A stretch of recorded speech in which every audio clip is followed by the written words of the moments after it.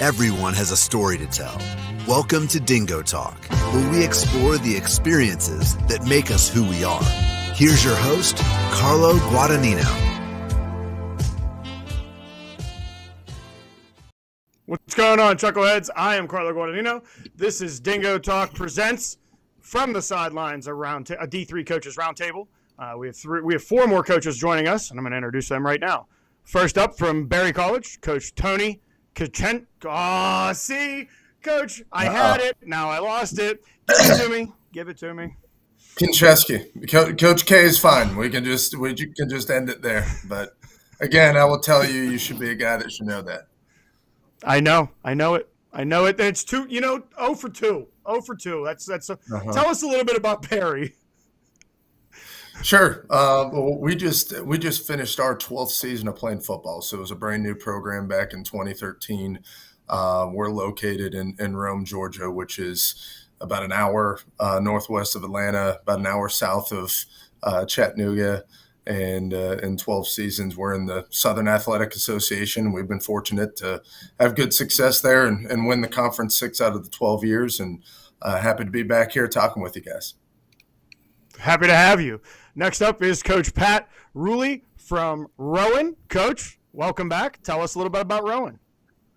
Yeah, thanks for having me. We're located about 20 minutes outside of Philly. Big state school, so I'm pretty sure still biggest school in the country that plays Division III football. About 20,000 undergrads now, and obviously a lot of history here. And just finished up my first season back as an alum, as the head coach, and my feet under me after campaign number 1 this past fall. Coach, I'm happy to have you back. Next up, Coach Jeff Dart from Mount Union. Coach, tell us a little bit about Mount. Yeah. First of all, thanks for having me on anytime. I get to talk about Mount Union and the guys on our staff and on our team. It's a great thing. So we're located in Alliance, Ohio, Northeast Ohio, about 20 minutes northeast of Canton, where the Pro Football Hall of Fame is, and fortunate enough to have played here and been coaching here for a number of years. And we have a great tradition, and excited to lead that into the future. Coach, thank you for rejoining us. And lastly, Coach Mike Sarasulo from Springfield. Coach, tell us a little bit about Springfield. Yeah, really appreciate you having us on and having an opportunity to talk Division III football and talk a little bit about Springfield College. We're located in Springfield, Massachusetts, birthplace of basketball here. So, and strong history in football as well, and part of the NUMAC conference. And like I said, really appreciate the branding you got going on behind you right there with the Springfield football shirt as well. And embracing the opportunity to talk a little bit about our guys, our players, and our program. Coach, thank you for rejoining us. I'm going to start right into the questions. And Coach K, we're going to start with you. What is the biggest misconception recruits have about Division III football? Well, I can only go with one, Carlo. If I would go with one, I would say the biggest misconception is the quality of football. When we talk to recruits, we talk about, and these stats may differ a little bit depending upon where you read it, what publication you read it from, but about roughly 6.5, I've read, 6.5% of high school football players end up playing college football. So first of all, you're one of only 6.5%. And I just think the quality, I've done nothing but coach at the Division III level. I played at Grove City College. I was at Allegheny for 3 years. I was at Bowdoin for a year. I helped start up the program at LaGrange College for 7 years and have been going into my 14th year here. And the quality of football is good, and I feel like it's getting better too, especially with the landscape of college football where it's at right now. And kind of coinciding with that is it's just, oftentimes, I think we all recruit, every coach you have on here has a wildly successful program and recruits really good players. And I think the misconception also is that if you're a really good high school player and oftentimes the best player in your team, that you're going to get an opportunity to play right away. And sometimes that happens. Most of the time it doesn't. And it goes back to the quality of football at this level. Right. Coach Rulli? Yeah, I mean, obviously, I think that's the big answer. It's the biggest division.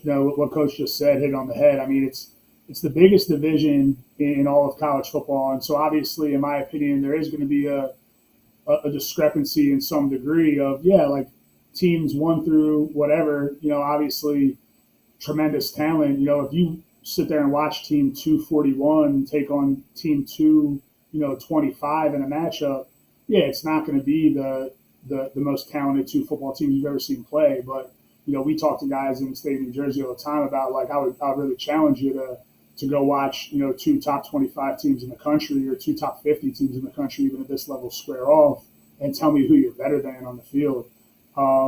The other thing, especially now in the landscape of like the 105 cracking down at the highest level, is you're obviously going to see some trickle down effect of that, and guys that believe that they should have been scholarship players. But I know our institution and a lot of these other institutions and guys you have on here, like there's other ways to get financial aid that allows you, sometimes from an out-of-pocket cost perspective, to even be lower than, some of the schools that are giving football money, right? So at the end of the day, what is it really about? Is it about having the most affordable education that has a great return on investment? Or is it about one day putting an Instagram post out and having an ego saying that I played Division I football or Division II football, when in reality you're still paying 30 grand out of pocket or 35 grand out of pocket on a half scholarship at some of these private Division I schools that are giving partials? Or is it really about finding an affordable education that's going to have a great return on investment for you, and you're going to play quality football and get coached hard by some great individuals, guys on this call, and really be able to grow as a player and as a young man? Is that the proposition, or is the proposition just to say that I can beat my chest and say I play D1 football? So I think that's a huge thing for me. Makes a lot of sense. Coach Dart, same question. Yeah, no, I agree with both Coach K and Coach Rulli. Obviously, the quality part, totally. I think the seriousness of playing Division III football, it's not on TV on Thursday through Saturdays and all that. So a lot of people don't have access to it. But like Coach really said, go check out a game with two highly qualified or quality teams, and I think you would come away impressed. So, the big thing for us is, to go along with the education piece and how that sets you up with the future is how much do you love football and how much do you want to be coached and developed? So we take recruiting, very seriously, and I'm assuming the other guys on this call do as well. And we want guys that want it all the time from a competitive standpoint, and then their willingness to do the same thing in the classroom so they can, leave Mount Union and be ready to have a successful career. Mm-hmm. Coach Sarasula, the same question. Yeah, I think the misconception is these kids care about the game. They love the game. They're passionate about the game. And they want to have a great experience. And the time, energy, and effort that these kids put in, and I'm sure it's no different, to have success both on the field and off the field, it takes a lot. And football is hard no matter what level you're playing it at. And these kids put a lot of that time, energy, and effort into it. And I don't think people realize how difficult the game is, and the same principles that we're trying to teach in the football field and in the weight rooms and classrooms and meetings and things like that. We want them to carry over into their real life. And that takes time, and it takes time to build a program. It takes time to sustain a program. And, all the guys on this call right here have sustained programs and done it over a long period of time. And that's not easy. And so a lot is asked of these kids, and they give a lot. And, speaking of our kids, I know that they're passionate about this game, and they love the game. And like we've echoed already, they're not getting paid for it. So, the quality experience that you can provide them with is unreal, and I think unmatched at this level.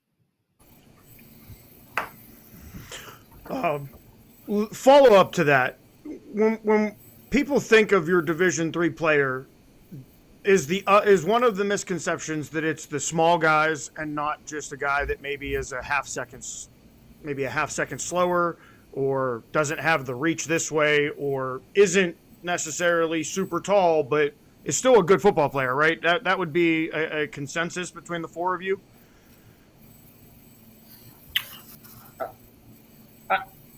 Yeah, I would say maybe in some situations, but I think for me, at the end of the day, do you want it? Do you want to be coached, and do you want to be developed? Like, plain and simple. We talk to our guys like that all the time, right? And it's how they also have to handle themselves in the classroom too. Like, get the grades you're capable of getting. Talk to the professor every single day. Like, you want to talk to your football coaches all the time, but I think it's how serious are you about being successful? That's what it is. But I know in recruiting, we don't get hung up on size and shape. I think recruiting in general, you are recruiting the intangible things, but the want for me is the most important. Yeah, I can add to that. Oh, go ahead, Coach. No, you're good, Coach. You're good, Coach. Go. Okay. Well, yeah, because I was going to kind of add to what you said. I mean, I think to kind of go back to what everybody kind of said a little bit, I think when you start looking at I don't know if it's top 25, top 50 or whatever, when you look at those schools, I mean, yeah, maybe size, speed might be a difference, but, we don't necessarily want to recruit the quote three kid. I mean, we're trying to offer the intangibles, just like everybody else said, is, for us to be a top 25 team, you're going to get some of those guys that, understand the return on the investment. Like a lot of you guys said, that's how you can be ultra successful at this level. And, you can get some of those kids that have offers at higher levels, but they see the whole big picture that they're going to get at your institution. I think that's, for all of us, that's kind of the trick of, can you pluck some of those guys out of the higher levels? I know when we've had really good players in the past, they've turned down some opportunities at higher levels because of not just the football piece, but also the return on the investment in the institution too. Coach Rulli? Yeah, I would also add that, I think that especially in today's landscape with the portal, from a lot of guys at the higher level, that trickle-down effect, like they're recruiting less and less high school kids, especially some of the mid-majors of the FCS or even the PSAC, and I think some of the D2s, and I think it really is eye-opening when, like this past cycle, for example, I've seen some guys who aren't even first-team all-league performers at Division III schools. They're second team all-league Division III linebackers, and they hit the portal and they're getting FCS offers, right? So some of that for me, in my opinion, is maybe that we get guys that out of high school, schools aren't willing to take flyers on because of their frame or their development or whatever. And so maybe it's not necessarily that inch or that tenth of a second on the 40, but they're not in a position in terms of their physical maturity or their emotional and mental maturity in terms of their buy-in and commitment, potentially, that they've developed themselves enough to be a scholarship player out of high school. But that doesn't mean if you don't dedicate a guy to 4 years of your strength program and go through it, that he's not a scholarship caliber player by the time he leaves your program. And especially some of the people that you have on this call and the schools in the country. I mean, they're certainly not running around with a bunch of guys that are 2 inches too short and a second slow. I mean, there's legitimate athletes, and we're seeing that more and more at this level, that there's some really good ballers out there that, for whatever reason, are playing for schools at this level. Coach Sarasula? Yeah, again, everybody has their evaluation process and whatnot, and I constantly talk to our coaches about, attitude and effort obviously overrides a lot of things, and then ability, toughness, character, courage. We're all looking for something, and I think it's that competitive drive.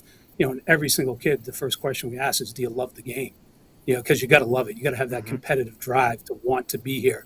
Everybody wants to win on Saturdays, but it's the kids willing to put that time, that energy, that effort in consistently throughout the course of the year that is going to give you an opportunity to be successful. So, yeah, we all want ability. We all want, whatever your measurables might be, all right? But it's not always the case with some kids. And but they have that competitive drive, that relentlessness to get the job done no matter what the task is asked of them. And those are the kids that we want in our football program, and that's the type of kid that we're recruiting. So, set measurables aside, again, yeah, we do, plus wingspan and vertical jumps and certain numbers and things like that are all well and good, but we've had a lot of players here do well on and off the field that, haven't necessarily fit that prototypical size and measurable. All right, moving on to the next question. Coach Ruley, how do you approach scheduling non-conference games? Yeah. The first thing I probably do is look at, do they run a triple option wing T? I'm avoiding those. Probably loves hearing that, but I have to deal with one of those in our conference right now, and it's an absolute nightmare. And I'm kind of, that's, said in half jest, but as a defensive guy, if I can choose to not put myself in that situation, I'm not going to punish myself there. But no, I think now, especially with the MPI and how people are looking at that, I think that you got to figure out how to schedule competitive games. Obviously, it's different for everybody, right? Some people are playing in a 10-team league where they only have one out-of-conference slot available. Us right now, we're playing in a situation where we have 3 out-of-conference games that we can pick up. Obviously, some things come into play with like budgetary stuff of overnights and flights. And I mean, this past year, I definitely was, I got hired last July and still didn't have a schedule for this upcoming 26 season and out-of-conference play. So I had to piecemeal that together in short order when a lot of the, the music had stopped for a lot of people and they had already found their dancing.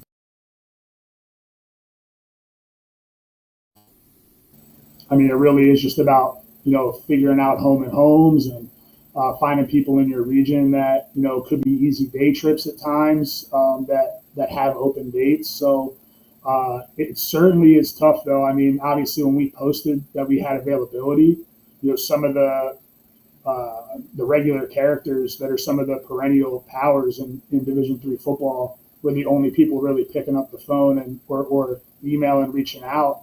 And that's tough because obviously you're taking an out of conference game and, you got to figure out like, hey, like what is this game for me and where's my program at this given time? Do I want to go play a team that's a top 10 team in the country or do I need a game of a team that, is more developmental and we need a win or however that looks. But really you want to schedule, in my opinion, you want to schedule quality opponents that are going to prepare you to go out and be prepared to play a tough conference schedule. And but those games are easier, said than done sometimes in terms of trying to pair that up with people across the country. So, Coach Dart. Yeah. So we were a 10-team conference, so we didn't have to deal with this too much.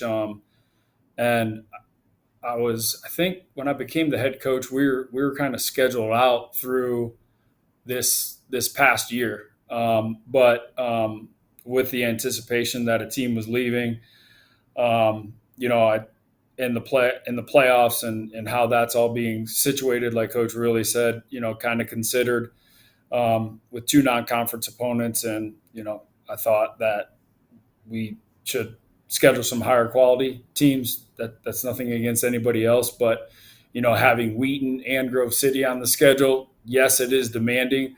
But I think, you understand your team and how they're going to attack that and prepare for that. We're excited about it. So I think there's different ways to do it, depending on, where you're at and ultimately how you're trying to develop your program. But, we want to attack it and be aggressive. Mm-hmm. Coach Sarasula? Yeah, again, talk to our kids all the time about competition just crushes complacency, whether you're in a practice field, you're in a meeting, you're in the weight room, you're in the classroom, whatever the case may be, is just getting that competitive drive, that competitive mindset.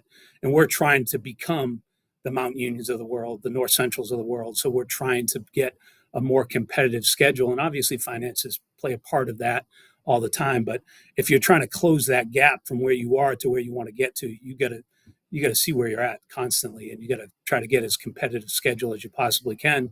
And And in doing so, again, it obviously adds some expenses to things and whatnot, but I think you find out real quick who you are and what you are, the more competitive schedule you play. So, and it ties into, I know we tried to hook up with Barry a little bit because we got some kids down there from Georgia now on the team. And obviously we tried to hook up with Rowan a little bit because we got kids from New Jersey quite a bit. So also that recruiting aspect of things, trying to get back to kids' backyards a little bit ties into it. But I think for us, it's always like, hey, we're trying to get this program to a national level. How do we do that? And it is, playing the most competitive schedule you can. Coach K? Yeah, I would answer this two different ways. Like for us, if you look back maybe 5 years ago, again, a startup program and we had some success and, got to the second round of the playoffs 2 straight years. And to talk about what Coach Sarasola just mentioned, I felt like there's a little complete number one. And then number two, you don't know how much further you need to go until you play one of the best. And to see what it looks like, to go back to the first, your follow-up question from the first question of see how big they are, see how fast they are. So we scheduled back in 21 and 22 a 2-game series with Wisconsin Whitewater just to see where we're at as a program. Now, we weren't successful in either of those 2 games. I mean, the second one was a lot closer here. If I could turn up the heat in degrees in early September, I would have. But we felt like that benefited our program at that point. For us, we're fortunate that we have 3 non-conference games. And I say fortunate because it allows us to be able to bump up our NPI numbers.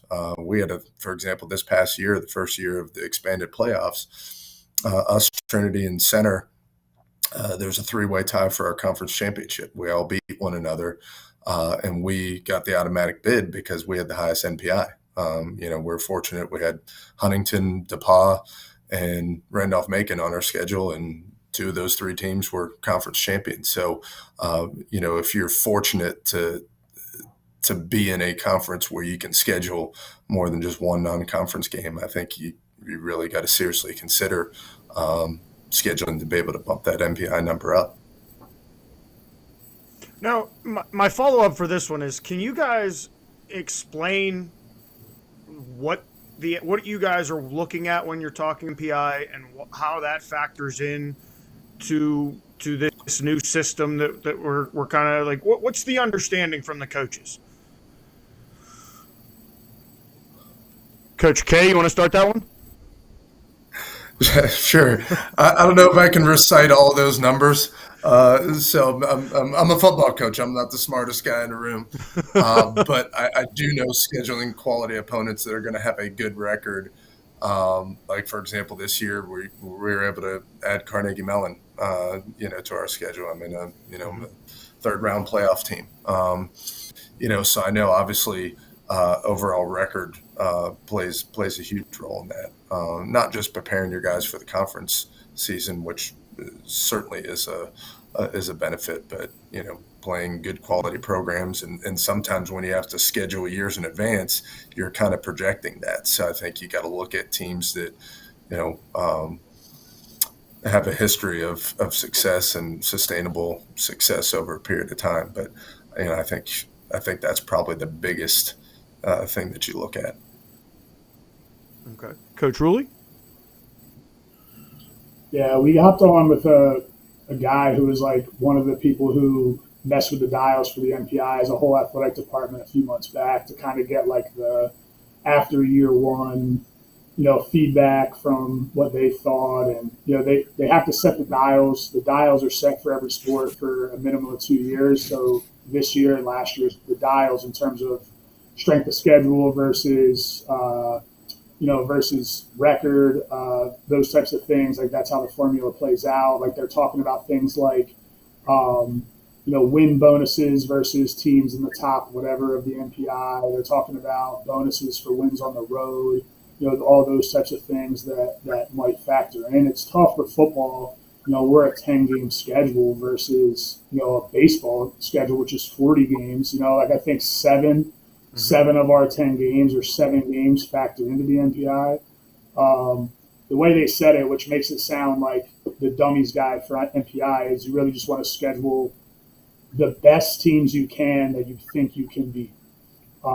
Which sounds like, Okay. Great advice, I guess, but losses don't help you, right? Like they might hurt you less, but losses don't. It's like losing to Mount Union by 1 versus losing to another. Like that type of stuff is not necessarily going to help you, especially in our sport where one loss is like they're counting 7 games, so like you're probably going to have 7 wins on that if it's going to affect your MPI, but. Yeah, it's really just try to play the best teams you can that you think you have a chance to come out on the right side of, is my understanding of it. Coach Dart? Yeah, I'd agree with both, Coach K and Coach Rulli, more of the fact that I'm not too – I'm educated in it. Sounds like Coach Rulli is more educated in it a little bit. But, yeah, it's quality opponents. Understanding your team, right, and ultimately preparing them for the conference, right, because still you win your conference and you get that automatic bid. But I think it's exciting for us. Our guys are excited about, having, 2 playoff teams on the schedule. So, yeah, Right. Quality opponents. Coach Sarasula? Yeah, I'd be lying to you if I said I really know what that thing is all about, other than sat in those meetings and listened to the people talk that were obviously put it together, that were much smarter than I was. And so kind of gave up on it and said, just, control what you can. And that's each week and preparing to play that game. That seems to be the consensus answer. when I asked that. Yeah, that seems to be just control what you can control. Moving on, Coach Dart, what are the keys to building a strong team culture? The people. I think that's what it comes down to, specifically the players that you identify that you want in your program. For us, it comes down to the guys that want it every single day. I'm fortunate enough to, one, be the head coach here at a place that I played for, and I'm committed and loyal to this place. And then there's 9 other guys on our staff that played here as well. So some of us were teammates during our playing days, and then we're fortunate enough to have some younger guys on our staff that we were able to help recruit and coach here as well.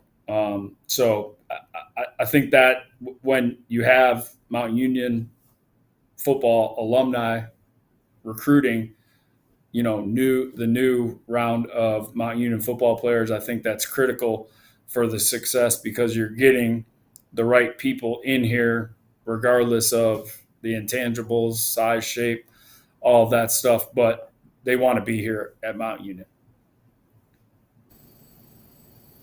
Coach Sarasulo, same question. Yeah, I agree with that 100%. We talk here all the time. It's about building the brotherhood. And I think how you do that, you surround yourself with a lot of like-minded individuals, people that care about the game. They care about each other. They care about the institution, things like that. We always talk about then connect. It's our 4 C's: care, connect, communicate, competitive drive. And if you can find those in people, and, again, you surround yourself with the right people with the same vision, the same focus, the same mission, you're going to be able to accomplish some good things, on and off the field. But, they build those connections that, just aren't 4 years, but sustainable for the next 40 plus years. Being able to communicate, having that, I guess the big word now is vertical alignment. We talk about just consistent messaging within the program, and how we interact with our kids. And then it always comes back to me with, just surrounding yourself with kids that just love to compete, that competitive edge, that competitive drive. They want to compete at everything that they do, both on and off the field. But, I think it starts with surrounding yourself with the right group of people in that room. And when you do that, I think you can accomplish a lot of good things. Coach K? Yeah, this question, I was trying to think outside the box a little bit, because, what Coach Dart and Coach Sarasola said are great things, and things that we preach here. But thinking outside the box a little bit, and I'll kind of talk about it from a startup program's perspective. For me personally, like when you talk about alignment, I was aligned with the missions of Berry College because every one of our places are unique. The institution itself, and I felt like if I'm going to go in living rooms, if I'm going to recruit coaches, players, if I'm going to look people in the eyes, do I really believe in what the institution stands for? And for me, I'm fortunate that what I believe in and what Berry College values is the same thing. And I think that shows in our recruiting, and understanding what the institution is all about helps you to be able to recruit the players that fit what the institution is. I mean, Barry's not for everybody, just like I'm sure every single one of the institutions on here aren't for everybody that you recruit, because we want a guy that's going to be there for 4 years. I just don't want to throw them a line for them to be there a semester and then they're in my office in December of their freshman year saying, "Coach, this isn't what I thought it was going to be, and I want to leave." Because nobody wins in that situation. So I think, aligning yourself with an institution that you mesh with, and then finding the players that fit that institution. I think the other way that I would answer that question, I think it's kind of appropriate this time of year since we're talking in June, is how do you build that structure when the guys aren't with you all the time? I think it should be a lot easier when you're in spring practice or during the season. This might be more for off the air because I don't know if everybody wants to give away their secrets, but establishing that brotherhood. It's easy to do when you're with one another, but when you're not, and it seems like now it's we got to wait till August. But having those structures in place for the guys to stay connected all summer, and we're fortunate we have a lot of guys here this summer that are working on campus, and that we can see. Obviously, we can't do anything with them, but I think that's one of the keys is to get them connected when you're not with them as a coaching staff. Right. Coach Ruley? Yeah, I'm finishing up year one here. Obviously, I've been a part of some programs that have had a lot of success, but it's a different animal when you have to sit in the big seat and all this stuff comes back on you, and every other guy on this call. You can learn a lot from. These guys have built programs and been a part of winning programs, and the consistency factor, right? Like anybody can be a flash in the pan, but can you come year in and year out? And that's what the definition of culture is to me, right? Like regardless of graduation or injury or assistant coaches leaving or whatever, if you've established a strong culture and a cultural foundation, then that's what allows that consistency to take place. Similar to Coach Dart, I am an alum, and for me, when I took this job last summer, I really thought a lot about, am I trying to be the head coach here for 10 games or, hopefully more than 10 years, right? And so what am I going to negotiate on in terms of my cultural expectations and the expectations that I'm going to set for guys? And, going back to Coach Sarasula and what he said, some of the stuff for me was the competition is king. We play a lot of football here during practice. And what I mean by that is, I'm not a huge circuits and indie, and like we'll do some of that stuff, but we're doing one-on-ones. We're doing 11-on-11 situational football periods. Like we're playing ball as much as humanly possible and putting guys' feet to the fire and putting guys under the gun and seeing who responds and who's going to be those guys that we can rely on Saturdays, and guys being able to see for themselves who are their teammates that are able to step up in key situations under pressure and perform. And some of the stuff off the field as well, like getting guys to understand that buy-in of, hey, in the months of January and February and March, when things are optional, if you guys want to take that next step and get rolling football back to where it was at one point and start competing on the level of some of the man on this screens programs are currently at, is that we got to do more, right?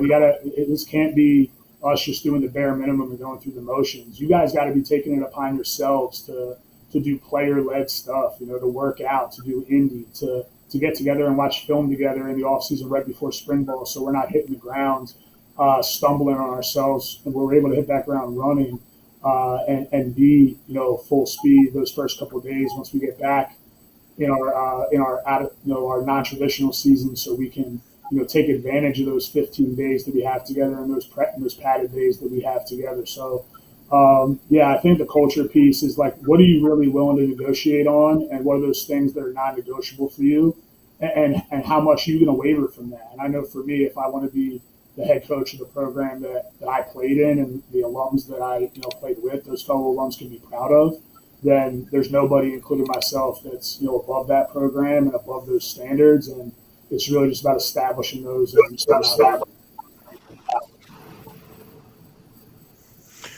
Coach Sarasulo, how do you navigate fundraising and budget constraints within a Division III program? Yeah, I think it goes back to some of the things we've talked about is finding the right people in the room, is getting that collaboration on campus. And again, I'm fortunate, like a lot of guys on the call right here, other than Coach K, I went to Springfield College, graduated from here, been here for over 25 years. So know a lot of the people on campus, and they want football to do well, and they want all the sports here to do well and live in the mission of the college and service and leadership and things along that line. But finding the right people on campus to collaborate with that can get the job done too, because obviously fundraising is people are willing to put their money out to your program, then they care about your program. So they want to give back to something that they think is going to be a positive experience for the kids. So I think it's always just that collaboration that you have with the people on campus, and working with the alumni.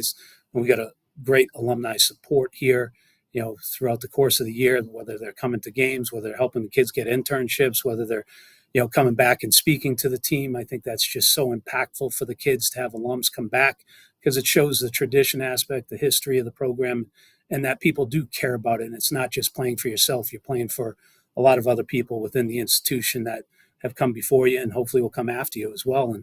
And our alumni want to see us succeed, so they're willing to help in any way that they can. And it's not always financially that they help with, but there's a lot of other pathways that I think that they can help with. So I think it's important to find the right people that care about the program, care about these kids, and want to see us be successful on and off the field. Right. Coach K? Yeah, I would answer it partly. I think that's where your staff comes in. And what I mean by that is I'm a defensive guy, but I'm not our defensive coordinator. And I think I've called one offensive play in 12 seasons that happened to be a 2-point conversion, by the way. So I'm 1 for 1. But anyway, I digress. But my point to all that is you got to hire really good assistants. And as the head coach, it's part of my job to be visible, to get out from behind my desk and to be out in the community, to be out, for us in the Rome community, in the Barry College community, because we're the face of the program as a head coach. And that means you're going to be less of the X's and O's stuff to be able to sustain your program over a long period of time. And, the other thing that I would add to that is, for our specific situation, being a young program, our oldest alums are 30 years old. So they certainly right now don't have the capacity to give as much as maybe some others. But, we've established 2 contact points throughout the year. We have an alumni game every year that we designate one of our home games to bring alums back, and to have a tailgate before the game, and have an event after the game, and then an outing in the spring, a golf outing here on campus, to establish those relationships that maybe won't necessarily pay off monetarily right now, but certainly will pay off down the road. I think, those are the 2 keys. You got to get out from under your desk and establish some things where you have touch points with alums. Right. Coach Rulli? Yeah, I thought that Coach Sarasula said something that is really super critical, is that you got to really identify that there's a lot of different ways that your alums can get back. And I know you're talking about fundraising, but, in terms of that ability to make a positive impact into the current players in your program, I like to call it the 3 T's, right? Every one of your alums at least has one, right? They have time, talent, or treasure, right? They have the ability to be around the program and be present. they have the ability, whether it's their job they're in, to open doors and do some networking or create internship opportunities, or they have money, right? And some people are lucky enough to have multiple of those things, and hopefully you can get those guys to execute on whatever they can provide the program. But at the end of the day, for me, it's, especially being a new head coach here, but being a fellow alum, it's really about engaging the alumni in, hey, like, we still want this to feel like your program, right? Doing sideline passes, holding events on campus, that things that you're not asking for anything, right? Like, we just want you to be around. We want you to be a part of the program. And we want you to really pass the message on and be around our current players and share your story of what made, in our case, Rowan University and Rowan football special to you, and why you came here and what it did for you in your time here. And then how can you pay it forward and help that next generation?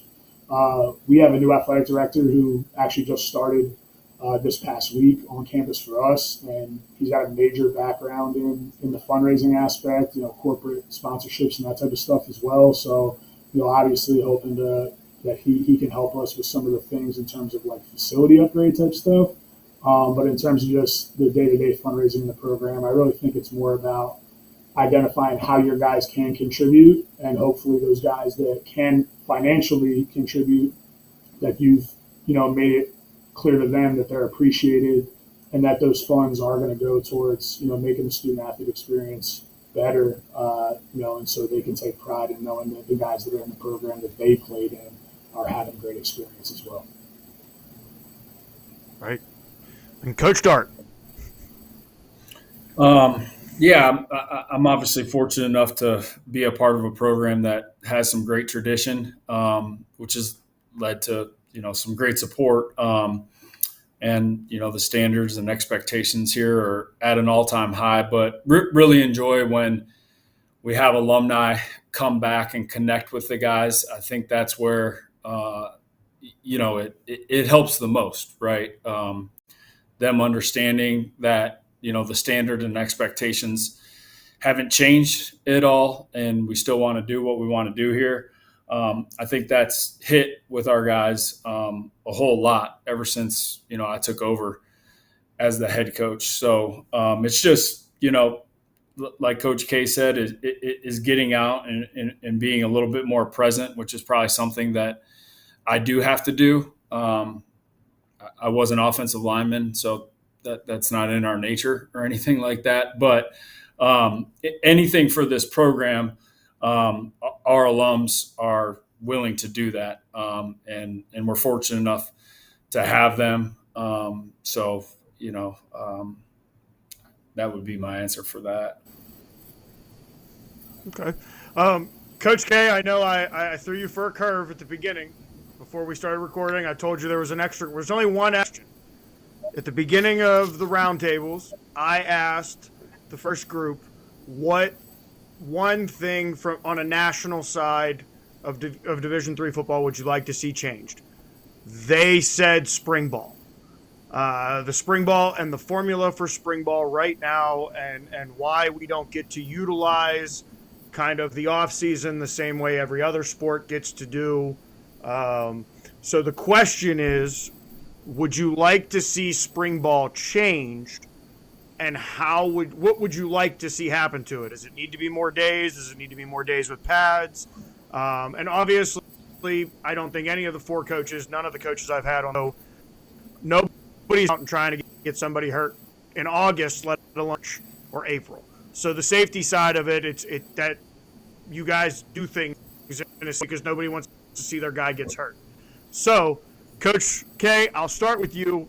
What would you like to see spring ball changed, and how would you change it? Yes, I would like to see spring ball changed. I think anytime you have more opportunities to be able to interact with your players, that gives you more opportunities to be able to teach the fundamentals of football. So I would 100% go with that. And I don't know how much, but I've heard this argument as well.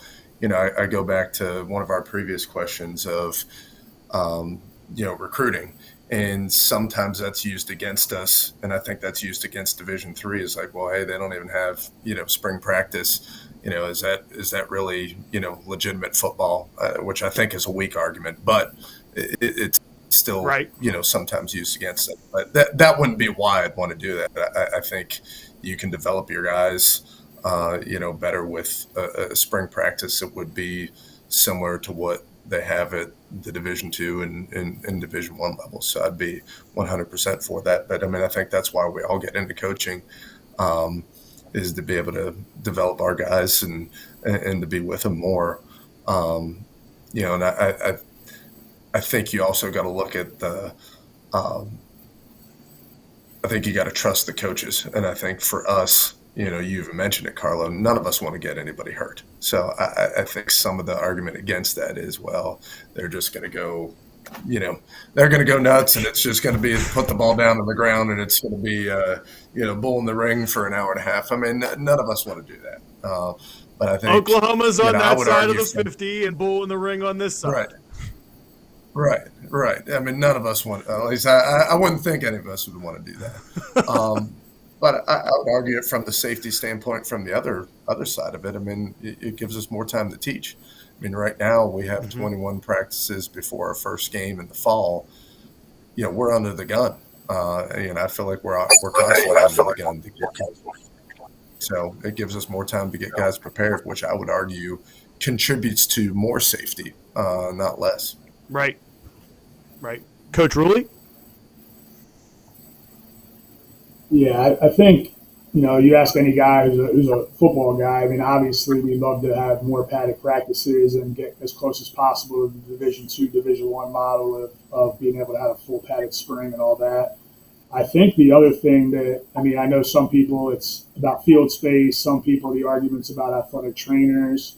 I would actually just like more time that, whether it's not weeks, it's days, right? I would love to add days and be able to do winter workout mat drills with the guys and, do stuff with them in the classroom that, and walkthroughs and educational stuff from that perspective. Obviously, I would love more practices in pads, especially. I really have zero interest in having a ton more practices without pads. I think that, us being able to get into equipment and continue to teach the game the way we play it, I think is critical, is actually playing football. Because like Coach said, in the fall camp, we don't have that many days before we start playing games. So time is critical. Right. But yeah, I think like splitting it from weeks to days would be one thing. I mean, a lot of every other sport I feel like has done that. Add some days to the non-traditional season for us as well. So we can have more access to our guys. I think that's really just what it comes down to, is being able to be around our guys in a mandatory fashion, just a little bit more. Coach Dart? Yeah, number one thing for us in the off season, or really at any time from a practice standpoint, is no injuries. Like we want everyone to remain healthy, and I would assume everyone else does too. So I would see the benefit of maybe some more padded days and just the preparation and the development, of the guys on the team, but also for the coaches too. So definitely agree with Coach Rulli there. Just the access to the guys, whether that's in the film room, or like a walkthrough type of setting, or anything where we're, making them and developing them to be better football players. But I guess sometimes that's the beauty and the curse of Division III football, and how guys lock in and they're passionate about where they're at and what they have to do to be a Mount Union football player, or a Berry player, or a Rowan player, or a Springfield player. So, and Coach Sarasulo. I can't control that. I understand. Coach Sarasulo. Yeah. Yeah, again, I just look what the Division III mission is, and if the mission is about experience and development, then allow coaches to be around the players more.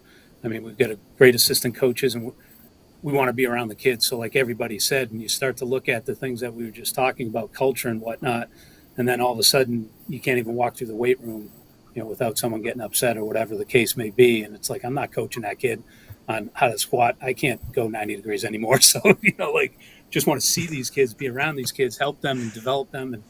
And I think if you truly want to live the mission of Division III, then, they should change those rules a little bit so it's not considered a violation to go out and play a dodgeball game with your kids in the off season. So.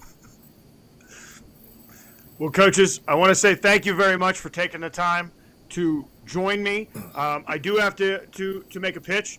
If you have any quarterbacks on your roster that would like to get involved, Carter St. John has a great foundation that he started. It's Quarterbacks versus Cancer. You can find out all the information that you need to find out about the organization at qbsversuscancer.com.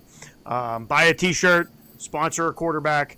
It's for a great cause, and all proceeds go to cancer research. You can check our show out, Dingo Talk. It's every week at 10 o'clock on Thursdays. And there's a new show coming this summer. It's called Voices from the Stands, where me, producer Matt, and a couple other chuckleheads get together and talk about football on a Sunday. But thank you guys very much for taking the time to join me. I really appreciate it. I don't want to take any more of your time on this beautiful Thursday. So thank you for joining us, and we will be back again. I hope that we can have you guys back if we do this again.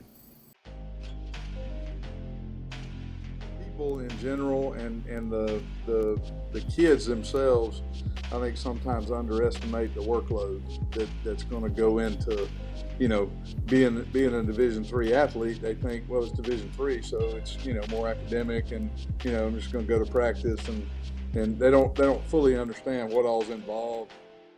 Bill Manlove, who's a legendary coach here at Widener, who won the national titles. I went up to him and I said, "Hey, coach, now that I got this job as a young assistant, what should I do?" And we were in the locker room, and there's a whiteboard like the one behind me, and he grabbed a marker and he drew a big smiley face looking thing, and it had 2 giant eyes, 2 giant ears, and an X across the mouth.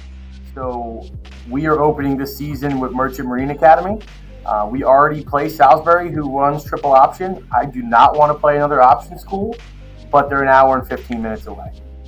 So right. It just makes sense. And first thing for me would be we could start the season a week early and be able to have that national championship game before Christmas.